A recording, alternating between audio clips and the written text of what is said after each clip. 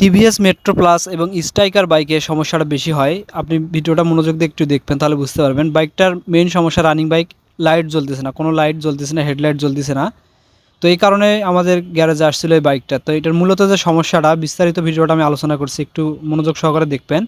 তো এই সমস্যাটা টিভিএস স্ট্রাইকার এবং মেট্রো প্লাস বাইকে বেশি হয়ে থাকে। যদি আপনার বাইকটা দেখতেছেন ভালো বাইক, চালাতে চালাতে হঠাৎ সাউন্ড খারাপ হয়ে গেছে, ব্যাড সাউন্ড হচ্ছে, ধরে নেবেন সমস্যাটা আপনারও চলে আসছে।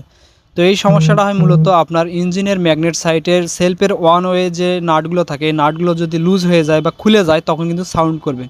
তো দেখতে পাচ্ছেন নাটটা কিন্তু খুলে গেছে। এই নাটটা খুলে গেলে যে ক্ষতিটা হবে, মারাত্মক একটা ক্ষতি। ম্যাগনেট সাইটের যে ম্যাগনেটটা আছে, ম্যাগনেটটা কিন্তু নষ্ট হয়ে যাবে, ঘষা খেয়ে তারগুলো সব ছিঁড়ে যাবে, অনেক সময় ভেঙেও যাইতে পারে। অনেক সময় আমার দেখায় ক্লাস সাইডের পার্টও কিন্তু ভেঙে গেছে, এই ম্যাগনেট সাইডের নাট খুলে যায়। তো যেটা বলবো, যদি আপনাদের বাইকের ভালো বাইকের যদি চালাতে চালাতে দেখেন যে সাউন্ড খারাপ হয়ে গেছে, খ্যাটখ্যাট করে সাউন্ড করতেছে এবং সেলফ দিতে বাজে সাউন্ড হচ্ছে, অবশ্যই ম্যাগনেট সাইডটা খুলে চেক করে দেখবেন যে নাটগুলো লুজ হয়ে গেছে কিনা। এই নাটগুলো কিন্তু প্রায় লুজ হয়ে যায়, দেখতে পাচ্ছেন 3টা নাট দিয়ে 8টাও থাকে এলিঙ্গি নাট।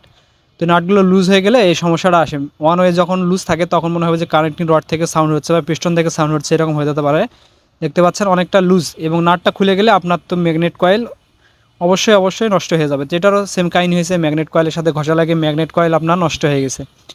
তো দেখতে পাচ্ছেন আমি আপনাদেরকে ম্যাগনেটটা দেখাচ্ছি, দেখুন একদম ছিঁড়ে গেছে, তার কয়েকটা ছিঁড়ে গেছে, ছিঁড়ে যাওয়ার ফলে ব্যাটারিতে চার্জ উঠতেছে না। মেট্রো বাইকটা আর্মি চার্টারের কয়েলটা দেখছেন, দেখুন কতগুলো তার লাইন কিন্তু ছিঁড়ে গেছে। তো এই বাইকটা, এই যে বড় ভাইয়ের দেখতে পাচ্ছেন, এই ভাই আছে।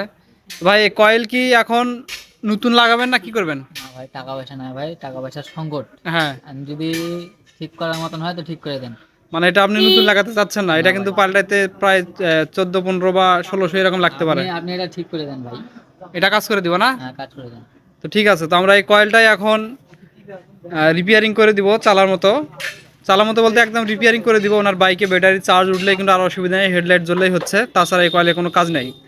আপনার সব কিছু মানে ওয়ারিংয়ের, ব্যাটারি চার্জ বা হরেন সব কিছু যদি ঠিকঠাক মতো হয় তাহলে কিন্তু চেঞ্জ করা লাগবে না। আর এই ভাই এটা চেঞ্জ করতে চাচ্ছে না এখন, কারণ এই আর্মিচার কয়েল চেঞ্জ করতে কিন্তু অনেক টাকার প্রয়োজন। তো অনেকে এখানে যারা কমেন্ট করার জন্য রেডি হচ্ছেন তারা রেডি হন, আমি কাজটা শেষ করে বিস্তারিত কেমন হয় জানাচ্ছি আপনাদেরকে।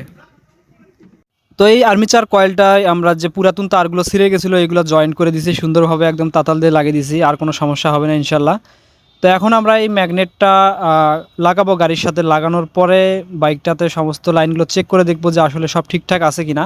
তো এখানে নাটগুলো টাইট করে দেওয়া হয়েছে, আর আমরা নাটগুলো খুলে নিয়ে আঠা দিয়ে টাইট করে দিয়েছি যেন পরবর্তীতে আর লুজ না হয়। কারণ এটা লুজ হয়ে গেলে অনেক সমস্যাই হয়, যাদের হয়েছিল তারা বুঝবেন।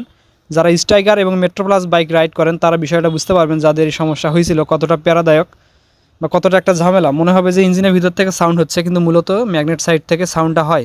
তো যাই হোক, এটা আমরা এখন সেটিং করে দিচ্ছি, দেখতে পাচ্ছেন। তো ভিডিওটা একটু বড় হয়েছে, 5 মিনিটের একটু বেশি হয়েছে। আপনারা একটু মনোযোগ দিয়ে দেখুন, তাহলে বুঝতে পারবেন। কারণ ভাই এখনকার ভিডিওতে আপনাকে কেউ বাইকের ইঞ্জিনে কাজ কীভাবে করতে হয়, রিং পিস্টন কীভাবে লাগাতে হয়, এগুলা কেউ শেখায় না। কারণ এগুলা শেখানোর সময় চলে গেছে, বুঝছেন। এখন আপডেট যে সমস্যাগুলো আসে এগুলা নিয়ে সবাই ভিডিও বানায়। তো অনেকে ভিডিও বানায় ভিউ পাওয়ার জন্য, অনেকে ভিডিও বানায় মানুষের উপকারের জন্য। তো আপনারা আমার ভিডিওগুলো দেখেন, তো অবশ্যই কমেন্টসে জানাবেন যে আমার ভিডিওগুলো কোন পর্যায়ে যায়, ভিউয়ের জন্য বানাই না আপনাদের উপকারের জন্য বানাই, অবশ্যই একটু দয়া করে জানাবেন। তো দেখতে পাচ্ছেন এটা এখন সেটিং করা হচ্ছিলো। তো আমরা সমস্ত সংযোগগুলো এখন দিয়ে দিচ্ছি।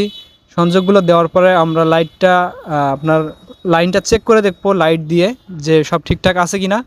তো সব ঠিকঠাক থাকলে ইনশাল্লাহ আমরা বাইকটা স্টার্ট করব। স্টার্ট করে দেখবো যে হেডলাইট, হরেন সমস্ত কিছু ঠিকঠাক মতো হচ্ছে কিনা।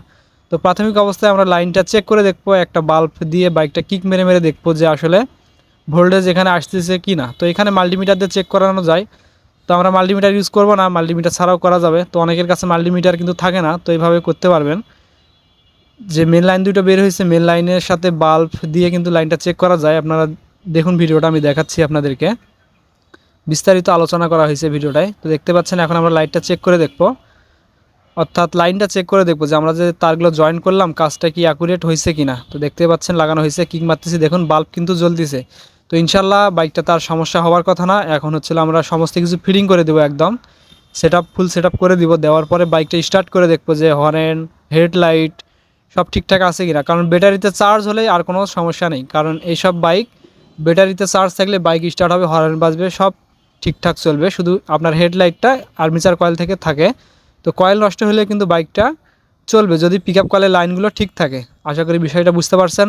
তো আমরা সমস্ত কিছু এখন সেট আপ করে দিলাম। এখন হচ্ছিল বাইকটা দেখুন স্টার্ট করতেছি, এখন কিন্তু ইনশাল্লাহ ওকে আছে, আর কোনো সমস্যা হবে না, লাইট জ্বলবে, সমস্ত কিছু ইনশাল্লাহ ঠিক থাকবে। তো ভিডিওটা কেমন লাগলো অবশ্যই জানাবেন, আর আমাদের পেজটা যারা এখনও ফলো করেননি পেজটা ফলো করে দিবেন, আর ইউটিউব চ্যানেল থেকে যারা দেখবেন তারা চ্যানেলটা অবশ্যই সাবস্ক্রাইব করে দিবেন। ধন্যবাদ সকল।